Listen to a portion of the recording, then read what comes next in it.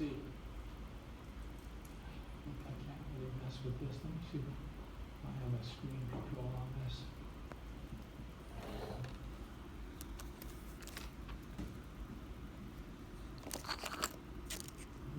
Many podium devices do have the ability to do this, but I don't see that here.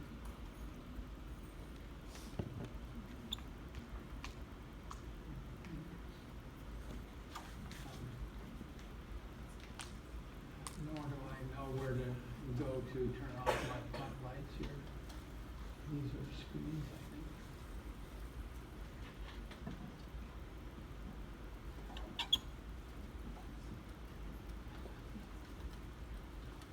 Don't do anything. Let me walk over here and see if I can find some kind of control switches. Well, it's really bad on these screens over here, isn't it?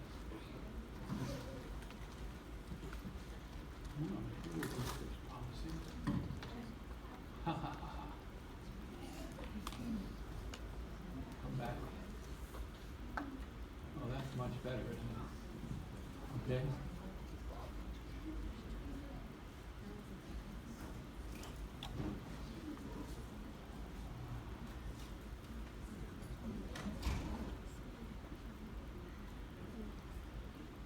Okay, so then here we have a representation of a moving fibroblast, moving from left to right, sending out filopodia and lamellipodia at its so-called leading edge here.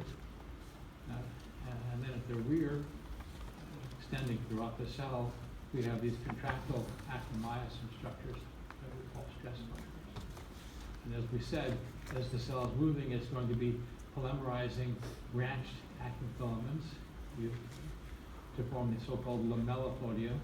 Now, in fibroblasts, that lamellipodia will rise vertically up from the surface of the cell and wave around, sometimes fall forward and adhere, sometimes fall backwards and just meld into the cytoplasm. In other cell types, the lamellipodia just sort of forms a sheet that moves forward on the surface of the petri dish. So then you're going to remember then, of course, now RAC, the G protein RAC, in conjunction with WAVE, is going to form these branch structures, the lamellipodia. And then the microspikes, that's going to be catalyzed by the G protein CTC42, interacting with WASP to form filopodia. And then when these leading edge structures, as they are sent forward, they can, at the tips, they have integrins, which will adhere to the film of extracellular matrix that coats the petri dish, and form so-called focal adhesions. And as the cell is moving forward, it's kind of like the tracks on a tank, so to speak. These focal adhesion structures are now in the middle and then towards the rear of the cell. And back towards the rear of the cell, we're catalyzing the polymerization of the actin filaments. They're going to be participating in these actin-myosin contractile structures here. So these are the foreman proteins that initiate that kind of actin filament formation. And that's catalyzed by the small G protein probe. Okay. Oh, by the way, here's a picture of a lamellipodium here, which is just sort of flowing out onto the surface of the cell rather than forming vertical flame-like structures. Okay. Now then, I think I mentioned it to you before, and we'll see a picture about this in a moment, but the order in which, broadly, very roughly speaking, we often find that CDC42 initiates activation of RAC, and then RAC can initiate activation of Rho. Okay. So it's the order is typically CDC42, RAC, and Rho. And there's a picture illustrating that on the next page in your notes.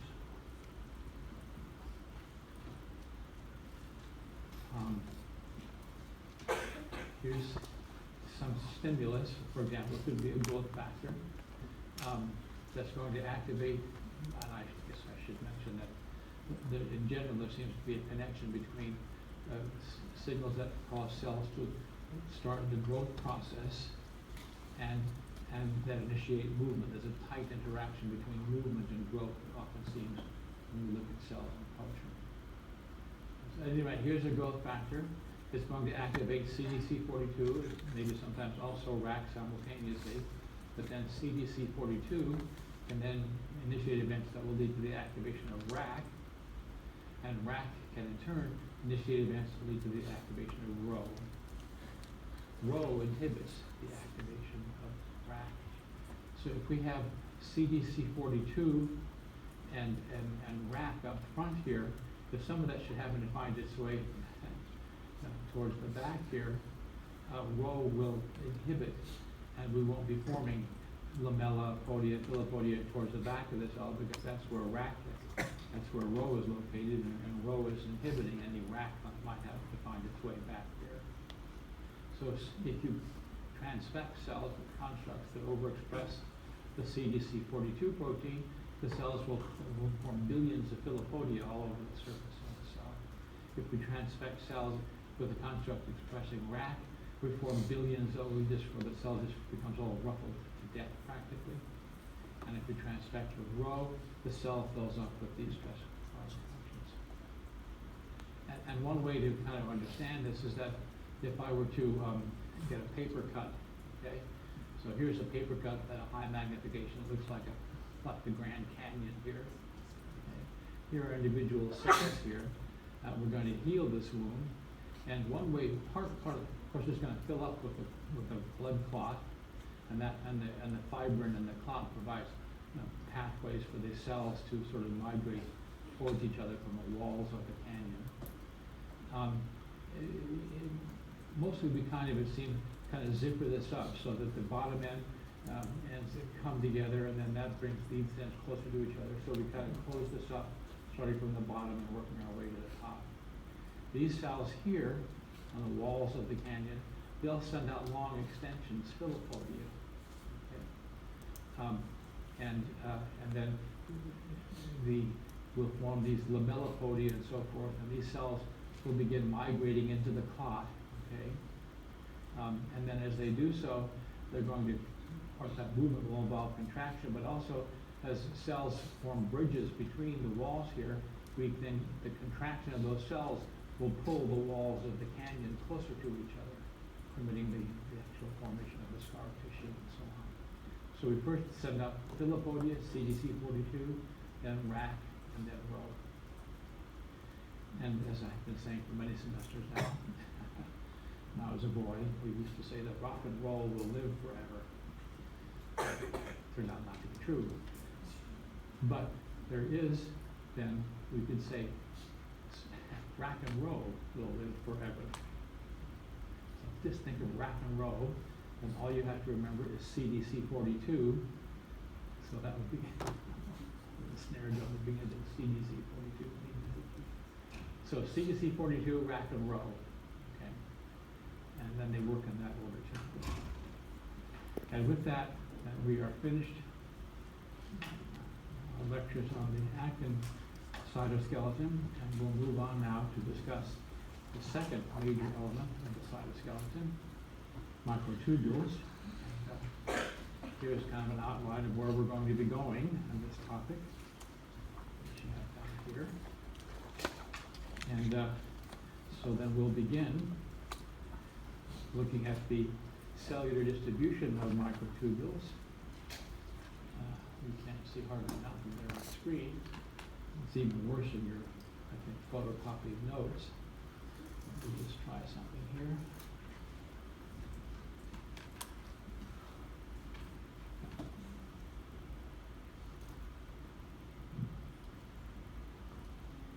Can you see a little something here? Here's the outline of a fibroblast here. And the microtubules have been stained with a fluorescent green molecule. So we see all the microtubule filaments filling up the cell. Here would be where the nucleus is, right here, more or less. And then right here, there's a structure. Can you see this at all on your notes or on the screen? There's a structure here that we'll be discussing called the microtubule organizing center. Okay, down here. Or or the centrosome. But that's not focused there because the computer can't see anything to focus on. Let's try now. Yeah, that's better. Okay. Now, so all the microtubules you'll see here, almost all of them have their origin in this organizing center, and they have polymerized outward all the way to the periphery of the cell. Now,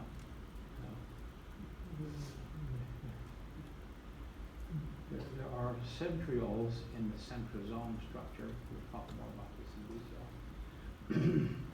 If this cell has received a growth stimulus, it will enter the cell cycle, and it'll start doubling its mass and volume. At some point in that process, it'll initiate the replication of the DNA, and then we'll also then replicate the so-called centriole pair here, and the two daughter centrioles, one will stay where it was, the other one will migrate around to the other side of the nucleus. And they're still initiating microtubule polymerization from them. And so that eventually we'll break down the nucleus, and the microtubules originating from this centrosome and the one from this one over here will interact with each other. Well, can you see that? No, you can't. But we have microtubules. Here's the centrosome down here. My eraser is for centriole pair. Another one is here. Microtubules are growing out from this centriole pair and from this centriole pairs. And the tips of the microtubules are being captured by the condensed chromosomes, and we form a metaphase array of chromosomes, which you're all familiar with when we talk about the cell cycle of mitosis. This form of tubulin we call the mitotic spindle apparatus. So we have the interphase array of microtubules, and then the reorganized version of the interphase array, where we're talking about something called the mitotic spindle.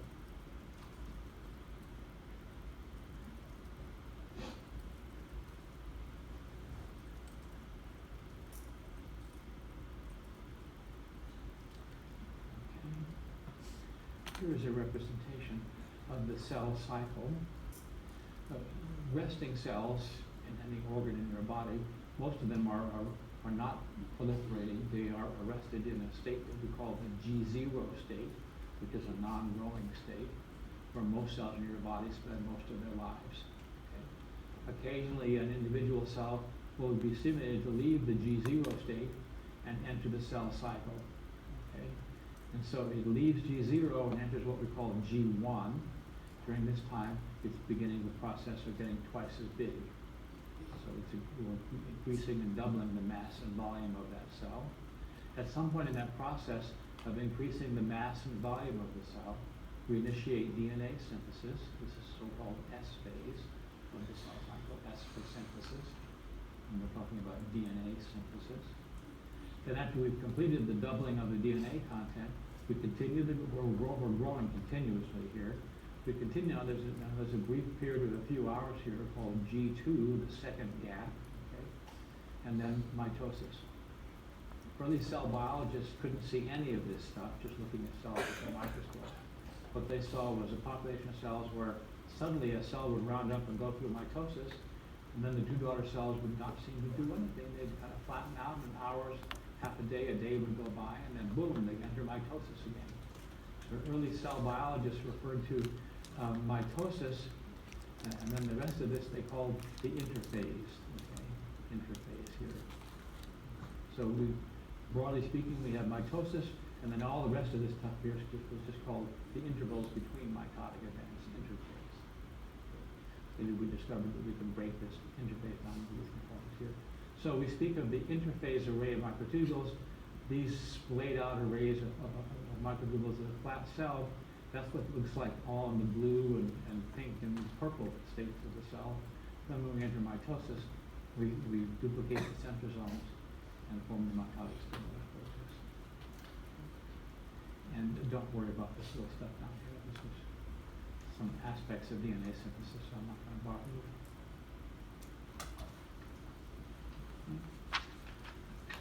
So the subunit of microtubules is a protein called tubulin.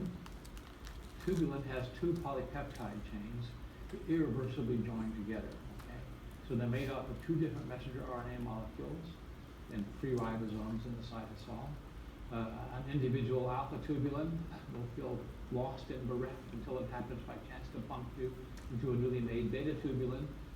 They fly into each other's arms and they stay together for the rest of their lives, which would be maybe a few days. And they are destroyed together. A love death. They now have both. There used to be in some primordial ancestor one gene encoding a protein that resembles modern day tubulin. At some point in evolution, there was a duplication of that gene. Now we formed two identical tubulin molecules, and then over the course of evolution, these two diverged from each other. The original tubulin had the ability to bind a guanine nucleotide, GTP. Here in red. As time went on, this one retained its ability to bind GTP, but it lost the ability to hydrolyze that GTP. So this is irreversibly bound GTP, which stays there forever. Okay, for several days that this thing lives. The other subunit retained the ability of binding GTP, and then after it becomes part of a filler, the microtubule, it hydrolyzes the GTP to GDP. Free tubulin released from a microtubule, but it can spit out the GDP and acquire GTP in the pocket. So just as actin has to have ATP in its pocket to polymerize, tubulin has to have GTP in the beta subunit pocket to be able to polymerize. So just as actin filaments have a rapidly growing so-called plus end and a slowly growing or non-growing or falling apart minus end, same deal with microtubules. Okay. And just as for actin filaments, the ATP actin will add on to a plus end, and it has to be ATP actin end. For tubules, it's GTP subunit that's got to come into the growing end, and then as time goes on, deeper inside, all that GTP has been hydrolyzed to GDP. So we have a cap of GTP containing subunits in the growing filament, and then all the rest inside is in the form of GDP. Now, microtubules consist of 13 protofilaments. So here is a protofilament. So here's the two subunits. Okay, here they're color-coded pink and blue. Here's an alpha-beta pair, and then an alpha-beta pair, and so forth. That's the color-coded here.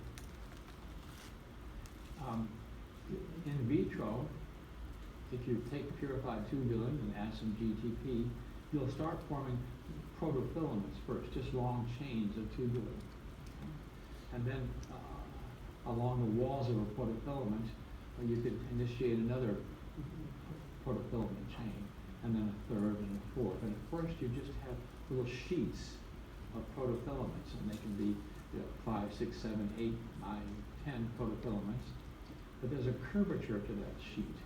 Okay? And by the time you get to the 11, 12, and 13 protofilaments, you've come full circle, and the first protofilament is now right next to the 13th protofilament, and it forms a tubular structure. Okay? That tubular structure, as these protofilaments line up next to each other, they're out of phase by one subunit, basically. So they end up being out of phase by one subunit, so that a microtubule has a seam along its length here, where side by side we have, alphas next to alphas, and then betas next to betas. But by the time we come close around, we have a beta subunit right next to an alpha subunit here. That's what the seam is along its length.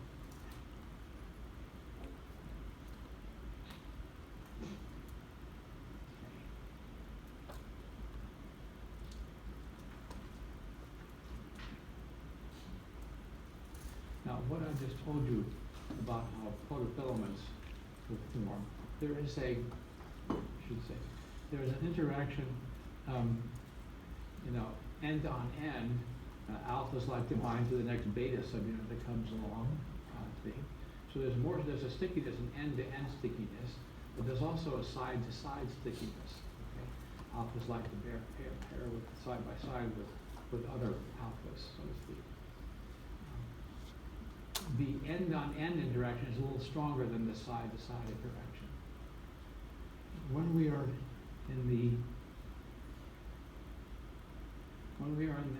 have GTP subunits next to each other, the side-by-side interaction is almost as strong as the end-on-end interaction.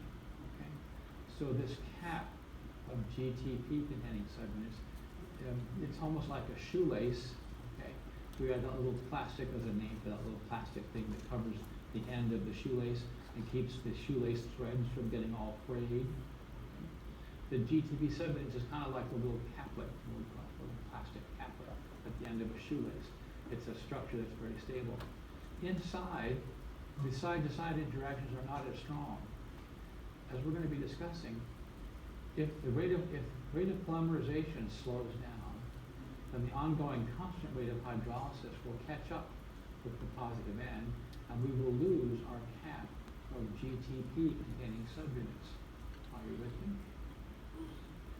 Then we lose that strong side-to-side interaction, the little plastic casing of the structure, so to speak. And the ends, the 13 photofilaments will start to fray, just like a shoelace will fray. And once they have frayed, and they're all in the GDP state, we tend to get depolymerization. So if we lose the cap of GTP containing subunits, that will lead to the fraying and then fairly rapid depolymerization of the entire microtubule. I'm going to come back to this topic a little while.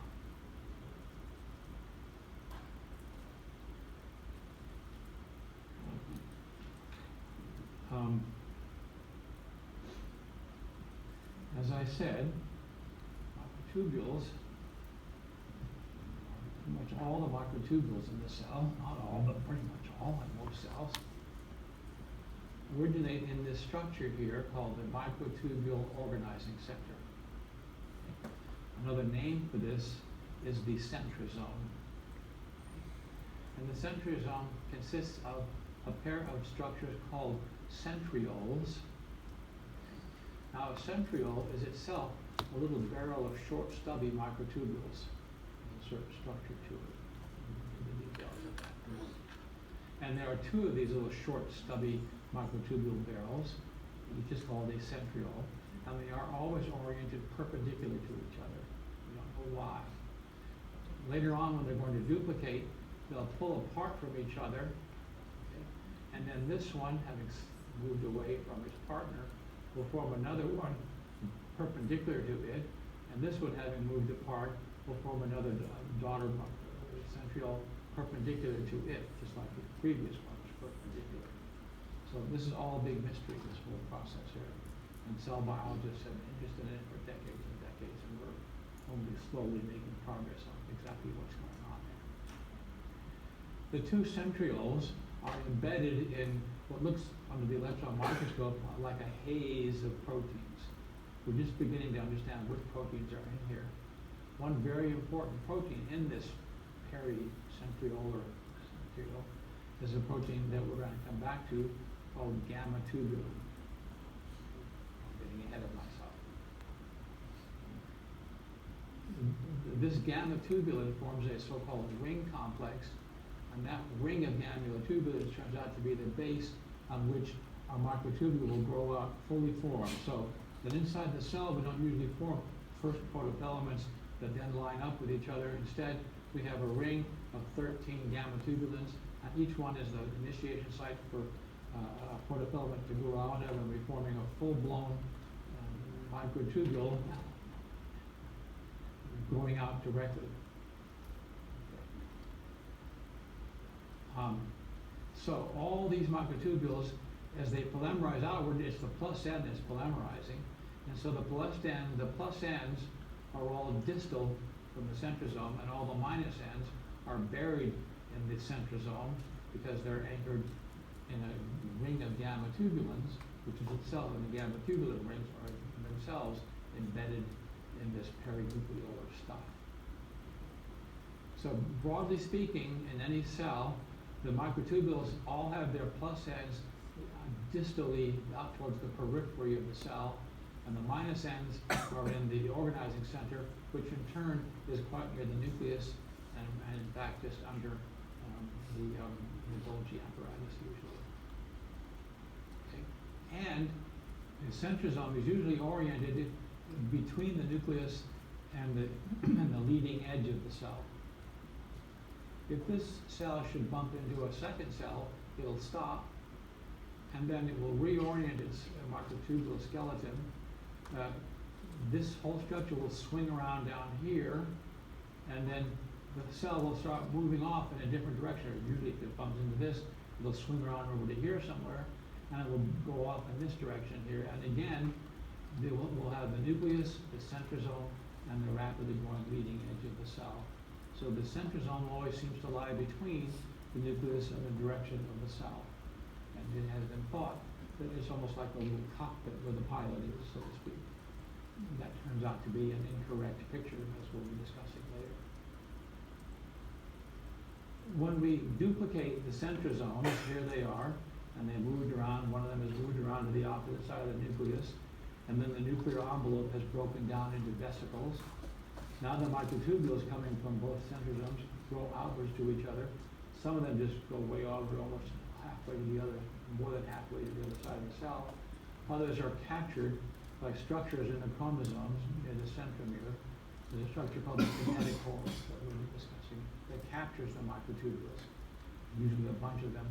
And then that kinetic core structure essentially chews its way down the microtubule set, and that way the daughter chromatids migrate to the poles of the two daughter cells to be.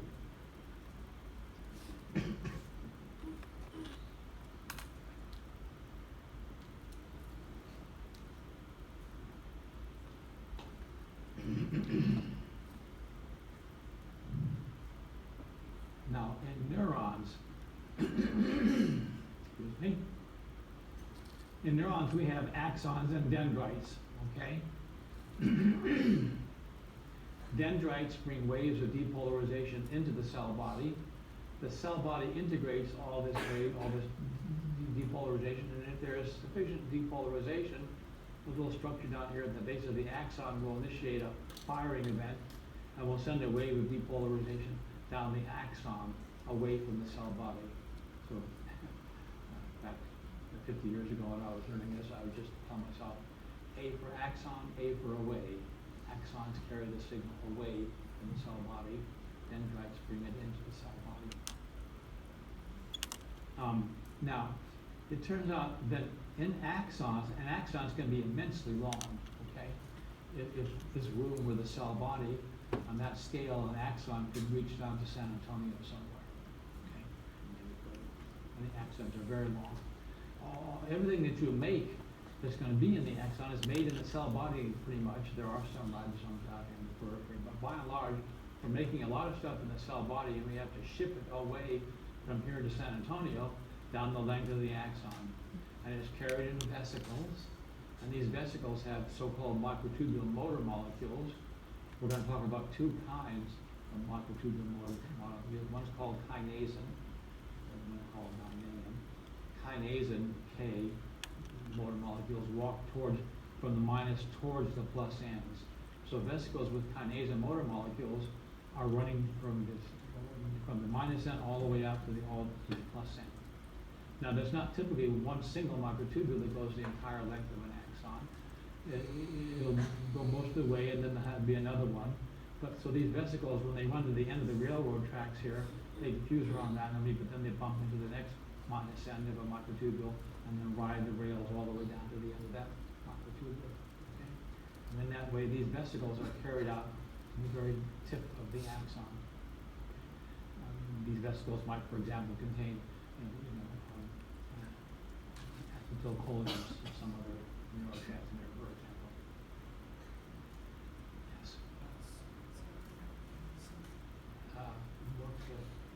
This word here, under here, kinasin. Sorry for my handwriting. K-I-N-E-S-I-N. motors. Yes. I'm getting way ahead of myself. We are going to return to this topic in more detail. Strangely, and for reasons that I don't understand, it turns out that dendrites are filled with microtubules of mixed orientation. Maybe half of them have the usual plus end distal to the nucleus. The other are reverse orientation where the minus end is distal and the plus end is close. I don't know why that's the case, but it's just an observation. Now, there's an interesting aspect of microtubule polymerization.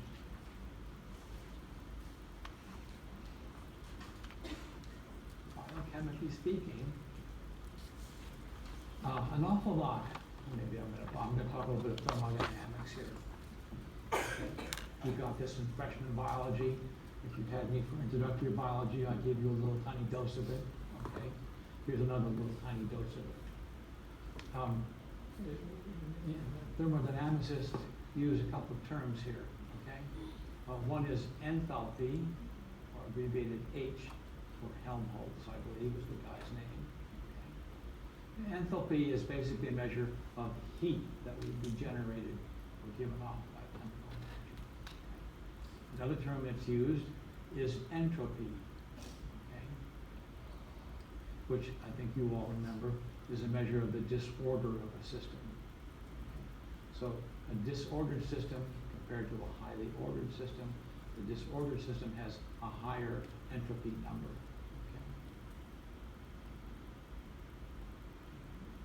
Okay. And for many years, early chemists who were in chemistry found that if they mixed substance A and substance B, that if they would react with each other to form substance C, heat would be given off.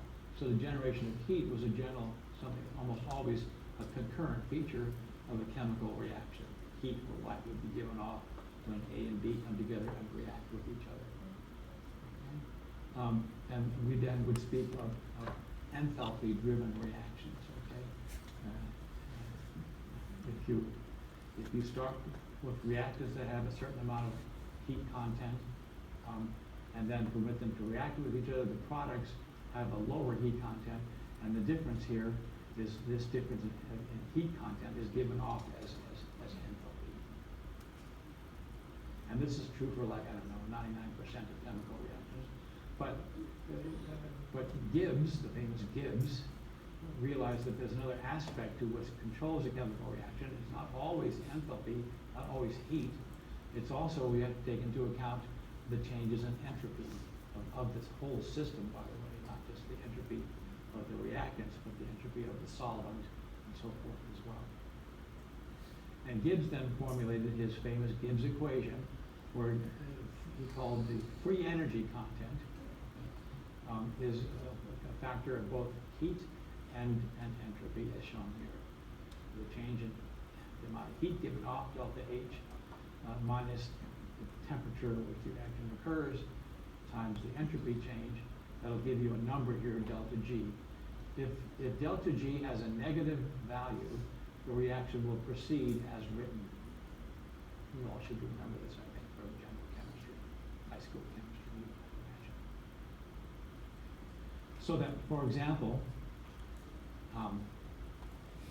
if you take sodium chloride table salt crystals and shake them into water, as you know, when you stir them up, that sodium chloride crystals will dissolve into sodium and chloride ions, each of which is surrounded by a shell of water molecules.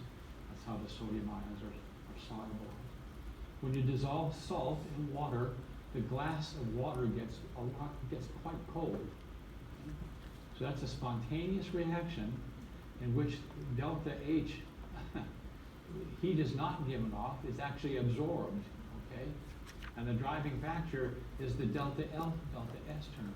The sodium chloride crystal is highly organized, array of sodium and chloride ions.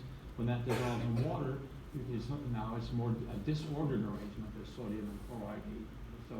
And that increase in entropy is the driving term for the reaction. So even though heat is absorbed, the delta S term is dominant, so that we would say that the reaction whereby we solvate sodium chloride crystals, we would say that that is an entropy-driven reaction. Well, it turns out, interestingly, that the polymerization of tubulin to form microtubules is also an entropy-driven reaction. If you take tubulin and that you purify, and then you add GTP to initiate the reaction to form microtubules, the little test tube will get a little bit cold. It's an entropy-driven reaction. So how can this be an entropy-driven reaction? I mean, this is very disordered. These guys are just flying around like billiard balls. Now they're highly in a crystalline array. We're going from disorder to order here, clearly. So how can you tell me that this is an entropy-driven reaction, you might say? And that's because you weren't paying attention when I told you we emphasize in thermodynamics not just the solute, but the whole system, including, for example, the solvent, which here is water. Okay. Here's an individual tubulin subunit. Okay. It's actually this alpha-beta pair, but we're not going to worry about that. It has two faces here, and there are a lot of hydrophobic side amino acids with hydrophobic side chains on this surface and on this surface. Okay. And these hydrophobic side chains force water into an ice-like state. Okay. Because something is in the space where hydrogen bonded water molecules, loosely hydrogen bonded water molecules are. Now we protrude something in that, we force the remaining water molecules to go into a smaller space, and they then will form more hydrogen bonds with each other, and ice is the ultimate hydrogen bonded form of water. So we form ice-like water. Structural engineers have known, people in the gas and oil and gas business have known for years that if you build these pipes to carry gas from one location to another, a little bit of moisture gets into the pipes, you form these methane hydrates, which are shells of ice all in the interior of this pipe, okay, where you're forming ice-like water around methane molecules. You find tons of this methane ice at the bottom of the sea as well. So we have highly organized ice-like water here and here, and then here's one of the protofilaments, and here this exposed face has got all this hydrophobic surface with ice-like water on it, okay? So now, if we bring these together, we're going to have to get rid of all these water and get rid of all this ice-like water, bring these two proteins together to interact with each other, and the ice-like water here and here has been released, and here it is joining the regular water in the test tube, okay? And so we have gone from highly ordered ice water molecules to disordered liquid water molecules. And that's the huge increase in entropy, which is the driving force for this polymerization reaction.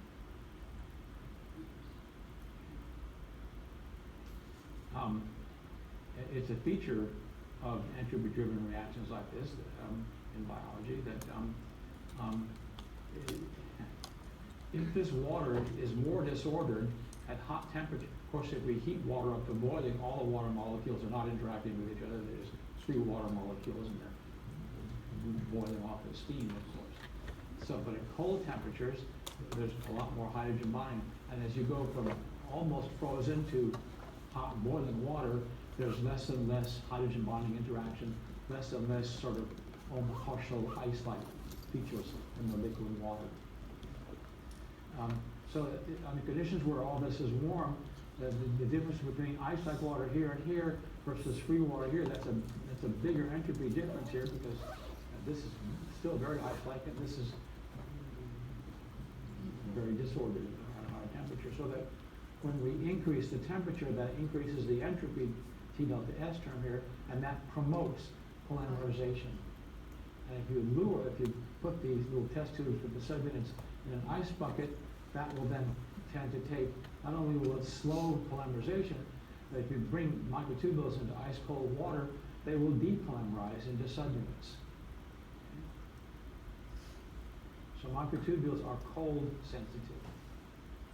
And if you have, as I said, a population of purified microtubules, okay, and chill them down to 0 degrees, they'll all disassemble into individual subunit proteins, and that was then the basis for a famous experiment that people use, practically speaking.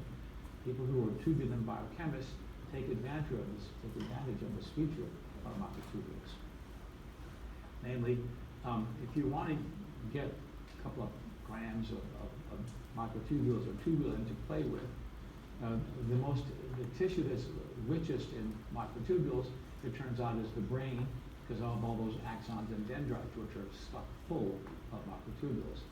So you take a poor mouse, behead it, put the head in a pair of nutcrackers and crack the skull, pull out the brain. Okay? For the squeamish, don't do it. Don't do the thing all the day. So now you've got the brain. You put it into a downsum homogenizer. Okay, break it all the cells up. Release all the microtubules, and you would typically, for most things like this, you would do it in the cold, but you might do this in the warm because that would preserve the microtubules at the warm body temperature. And then you would have this preparation. What you probably would do first, not shown here, would be to put this into a low-speed centrifuge and just spin down all the microtubules plus all the unbroken cells and nuclei and all kinds of other junk, and remove the supernatant, and then resuspend that preparation. Now we have a preparation here of enriched in microtubules, okay, and they're all in the polymerized state here. This is the mass of microtubules, not tubulin, the mass of microtubulin in microtubule form. Now we chilled it, put this in an ice bucket. All the microtubules depolymerize. Okay. Now we spin the system, okay, in a centrifuge. The pellet, there's no microtubules in the pellet to speak of because they're soluble at this centrifugation speed. The pellet here will contain unbroken cells, nuclei, mitochondria, things like that. In the supernatant, we'll have all the tubulin monomers here. Okay? So we'll throw away this pellet, and we'll take the supernatant, which is greatly enriched in monomeric tubulin. Okay? Now we'll transfer that to another test tube, and we'll warm it up. When we warm it up, all the tubulin subunits will polymerize to form microtubules. Now we spin that. Take that tube, where now it contains still some junk, but now polymerized microtubules. Now we centrifuge that again. This time, all the tubulin comes down to the bottom as microtubules in the pellet, together with some junk. And in the supernatant, you have all the other contaminating soluble proteins that you're not interested in. And you can go back and forth with this, centrifugation and warming and cooling procedures here until you end up with pretty pure preparation of microtubules, just by going back and forth between monomers and polymerized and spinning and keeping the supernatant going with us, the pellet, whatever. By the way, when you purify tubulin in this way, there are a number of proteins we discovered that have no affinity for monomeric subunit, but if you polymerize to form microtubules, these proteins adhere to the walls of a microtubule. These are called microtubule associated proteins, MAPs. One of them is called tau. So that when you purify microtubules by this process that we're talking about here, you co-purify these microtubule binding proteins, these MAP proteins. That's how we first discovered them. And we've been very interested in their functions as well. Tau, which is a MAP protein, is particularly interested because people who have Alzheimer's have tau tangles of tau protein in their cells. Turns out tau has a number of functions besides binding microtubules. It also has transcription functions. Okay, so now, as I told you before, when we were talking about microfilaments, we talked about some drugs that mess with actin polymerization dynamics. Okay, we talked about, for example, cytochalasin that will depolymerize actin filaments, and we talked about colloidins that will hyperpolymerize actin. And there are corresponding drugs for microtubules. There are drugs which if you add them to cells, will cause breakdown of microtubules. And the first such drug, which was discovered, back in Egyptian times, is colchicine, and plant breeders like to use colchicine to get mutant plants that make fruit that's much bigger. I don't want to go into the details of that. There are derivatives of colchicine. One of them is called colchimid. Okay. And then an entirely structurally unrelated molecule called nocadazole, or some people say nicotazole. I have no idea what the correct pronunciation is. I call it nocadazole. So, and then in the other direction, acting in the opposite way, there's a very famous drug called Taxol, and Taxol has this structure. I expect you to be able to draw this structure for me on the last exam. Not. Whoa. And there are a family of related molecules. As a group, they're called taxanes. There's an interesting story about Taxol and taxanes. It was discovered in the bark of a tree that grows in the Pacific coast. This is the Pacific yew tree, and that was where we would get our supplies of this to do experiments with it. But it turned out that both of these drugs are very effective cancer chemotherapy drugs. If you get cancer, you might very well be treated with one of these drugs. Nowadays, it might most likely be a Taxol, or one of the Taxol derivatives. Now, why would drugs that mess with microtubules be effective against cancer? Anybody ever thought about that?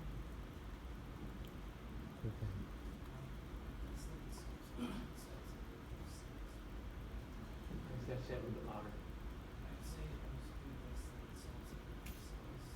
Oh, it does indeed stop the growth of cells, and you're on the right track there. Indeed, exactly correct. You need microtubule dynamics, elongating of microtubules and then shortening, to get the migration of chromatids to the opposite poles here.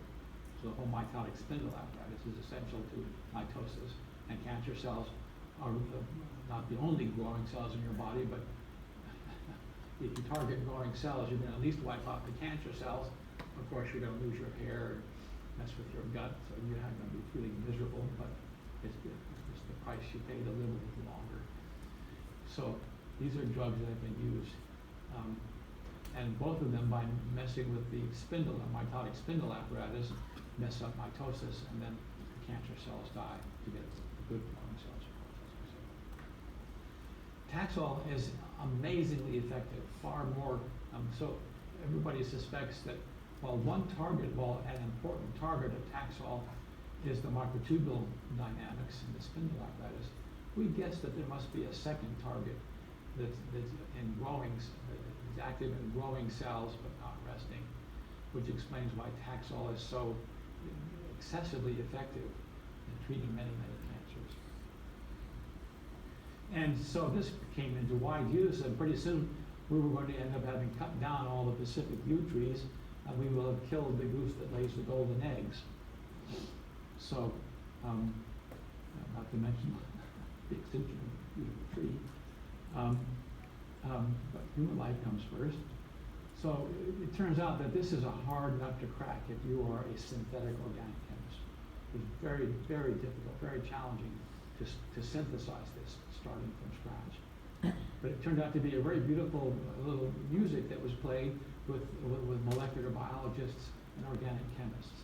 So molecular biologists would put certain genes into certain bacteria that would synthesize some of the starting materials here, and then having the starting material sort of blocks and pieces of it produced in bacteria, then purify that in the bacteria, then the chemist can ligate those bits and pieces together to give you the finished product, very roughly speaking. And so we now have this available by the pound from pharmaceutical companies. Of course, the pharmaceutical companies are taking advantage of this nowadays. It's the Republican era, and they're charging absurd prices for these things. So even if you have Blue Cross Blue Shield, which everybody doesn't have, you're screwed financially. But I digress. Okay, now, a little bit more about the centrosome. Remember here, there's a little yellow dot here and here. These are two daughter cells that just finished mitosis. Interestingly, they almost are sort of mirror images of each other, very roughly mirror images of each other. And you see that in a population of cells, you'll see daughter cells often have roughly similar shapes. And even more interestingly, this daughter cell will go off a few hundred yards and then turn right. This cell will go off a few hundred yards and then turn right. Not only do they resemble each other, but for a while, their movement patterns on a petri dish are similar to each other, and you have no clue what's going on there. But here are the centrosomes. If you look at these structures in the electron microscope, this is what you see. You see here are this is the centrosome. Here are the centrioles. It's a short microtubule barrel. Here are the individual microtubules that make up the staves of the barrel, seen in cross section. And then here's the barrel cut in a lengthwise section, and you see the length of the barrel staves, and so you're seeing one of these barrels in cross section, and they're perpendicular to each other. And then here in false color, you see the microtubules which are growing out. They're not growing out. People had thought at first that maybe the ends of the centriole barrels could serve as nucleating agents, but no, they're growing out from the sort of peripheral haze around the centriole pair. And in fact, before this, we discovered that there are some organisms which have a centrosome, but there's no centrioles in the centrosome. So, well, in almost all centrosomes, we have a centriole pair. It's not absolutely completely required. But but the hazy stuff here is still the site of initiation of outgrowth of microtubules. By the way, these centrioles closely resemble a structure called the basal body, from which cilia and flagella grow out. These are clearly evolutionarily related to each other. Now, as I was telling you, if you look at this little hazy electron-dense stuff here, and we depict it as something like I'm showing here,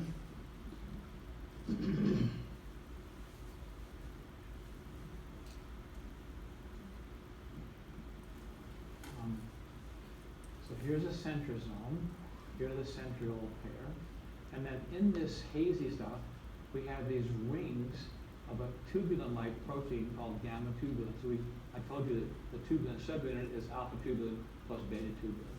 Well, there was another gene duplication event, and we got another gene that could make its own way in the world and became gamma tubulin. Okay? And gamma tubulin will associate with another associated set of proteins to form a gamma tubulin ring complex, about which I'll speak in a moment. But these rings here exactly have the same dimensions. If you were to take a microtubule and slice it in half and then look at the end of it, the end of that microtubule would have the same diameter as these gamma tubulin ring structures here. And in fact, these ring structures nucleate the outgrowth of microtubules. So this microtubule will grow out of this one, and this one, and this one, and so forth, as shown here. It was really this has been 20 years ago. This paper was published by Zhang et al. And there's a picture in that article which I like to use, which very illustrates the basic idea here very nicely.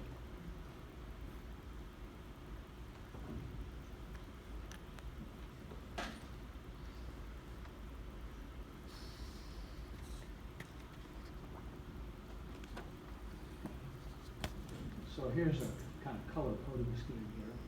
When we see little white balls here, the white balls are the beta tubulin. And then the little black balls here, they are the alpha tubulin. So this together makes the tubulin subunit, alpha beta tubulin, the subunit protein of microtubules. And gamma tubulin is color coded kind of grayish here. So here is a gamma tubulin ring complex. So here's all the gamma tubulins here. This one is also, I kind of put red in there, but this is another one of the gamma tubulin molecule, right here.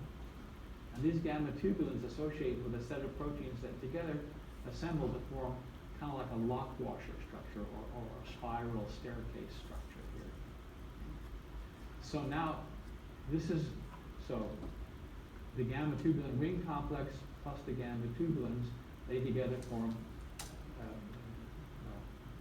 the ring complex. This is paracentrum, I should have said. This is the paracentrum protein complex here. The paracentrin plus gamma tubulin together make up the ring complex. So here comes the tubulin molecule. The alpha and beta subunits orient like this. The alpha subunit is sticky to gamma tubulin, and also to the wall of the paracentrum. So it'll nestle in right here at this junction here. So now comes along another second tubulin molecule, and its alpha tubulin again associates with gamma tubulin, and there's a little bit of side-by-side stickiness here between the alpha subunits here and the beta subunits up here. And we will continue in this way, adding third, fourth, fifth, we come around to the 13th tubulin subunit here, and here's where we are. Here's the first alpha beta pair, which is associated with the gamma tubulin. And so by the time we come all the way around here to the end of the spiral staircase, here we are. And we're ending up with the gamma tubulin here, and then an alpha beta pair. Now another alpha beta pair can come along and just nestle side by side over here. Here's where we would be here. Here's the first alpha beta pair, and then we came around to the 13th. Now the next alpha beta pair can come in and interact with alpha with the gamma and so forth, and then come all the way around again here. And so you can see we're going to form a tubular structure, but we're going to be out of phase by the dimensions of one, I guess you call it one alpha or beta subunit protein, we're out of phase. So this is how the seam that we talk about originates in all microtubules. I don't believe this was any physiological meaning to the seam. It's just that we observed that there is a seam, and we wondered, well, why the hell is there a seam, you know? Well, now we know, basically it's just it derives from the mechanism whereby we initiate polymerization of a microtubule. It's a side effect of the initiation process. Now, another feature of microtubules.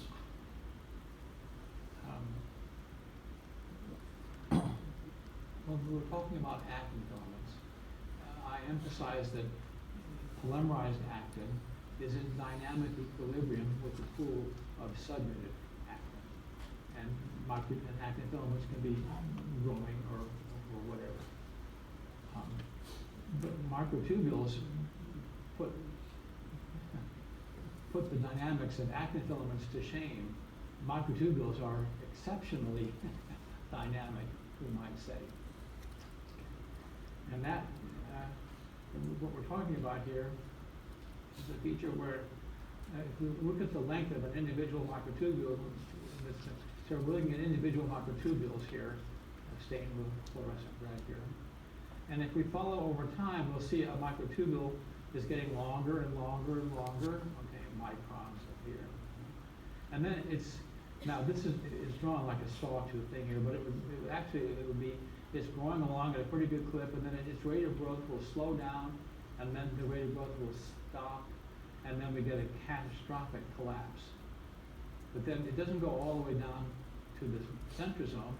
It collapses for a while, and then it recovers itself, so to speak, and begins to polymerize again. So we speak of assembly, catastrophe, rescue, disassembly, and so forth.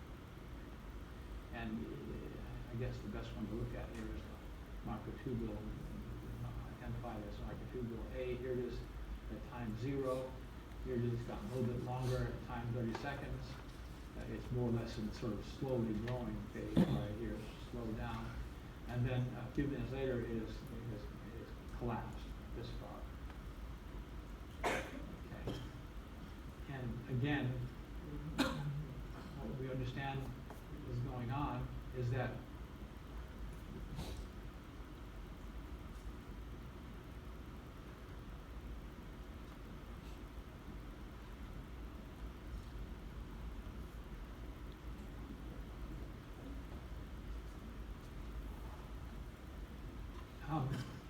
as a microtubule is growing into an area of the cell, there'll be a pool of free tubulin subunits around in their GTP form. And as that microtubule is growing, it's grabbing all those individual subunits and adding them onto the microtubule. So the microtubule is growing at the expense of the nearby concentration of monomeric subunit proteins. The more polymerize, the more we use up the available pool of free tubulin around it. Okay, so that eventually we're limited by the diffusion of new tubulin subunits into the growing area, and that can lead to the slowing down of the growth of the microtubule. Okay. And there is, as we've been saying, as tubulin subunits come in their GTP form, which is shown by the red ball here. So this is recently added tubulin. The beta subunit is shown here in red. It's got GTP in it. And it stays in the GTP form for a while, but after a while, having become part of this structure, it undergoes a slight conformational change. As soon as it adds on to the structure here and is surrounded by partners all around, it'll change its shape a little bit, and in this new shape, it has a much more active GTPase activity, so it'll convert the bound GTP to GDP. So now we have these dark blue GDP subunits all the way down. Turtles all the way down.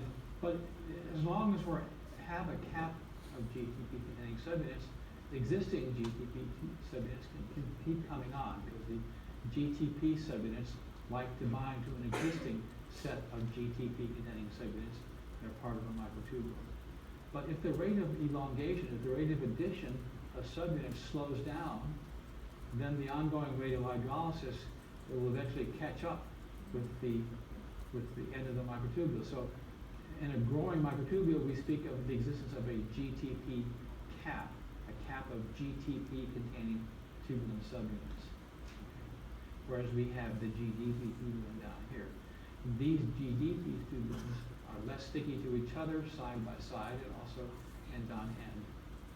If we catch up with the growing end, so we no longer have a stable GTP cap, then it's all GDP, and the GDPs will fray, as we were saying, and pieces of it will come flying off, and these pieces, everything will disassemble into individual GDP subunits, which will be released into the cytoplasm. There are enzymes in the cytosol throughout the cytosol, which will take GDP, they say, open your mouth, out comes the GDP, and we'll just pop in this GTP, good to go, okay?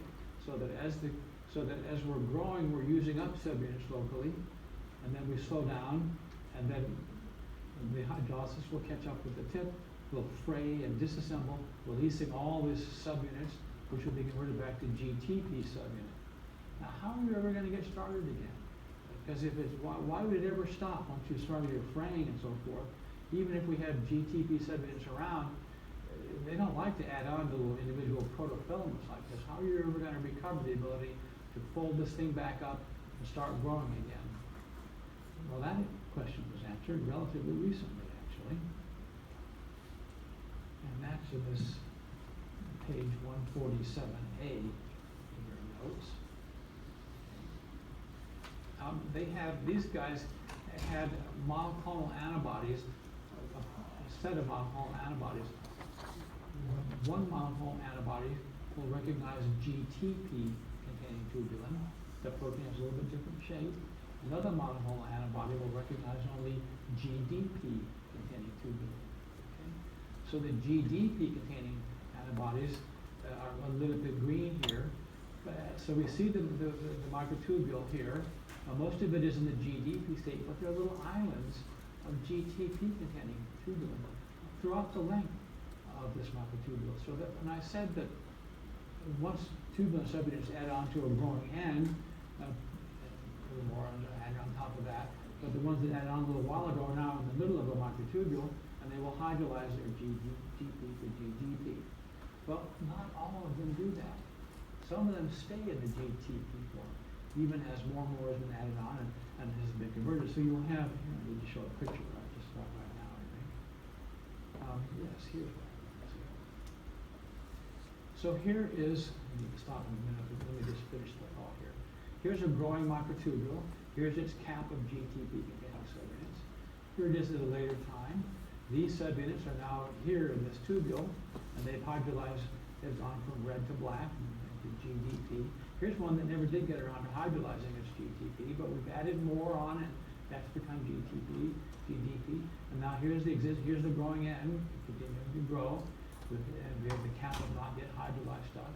And as we grow out, here was a bunch of GTP containing subunits that, even though subsequent ones did go to the GDP form, they stayed in the GTP state. And so that much later, as we continue to grow, we have this little island of GTP containing subunits, which was, for some reason, didn't activate its GTP activity. We can only guess that there's maybe some microtubule associated protein that will bind at some stochastic interval, and wherever this protein binds, it stabilizes the GTP state, or something like that is all we can guess about.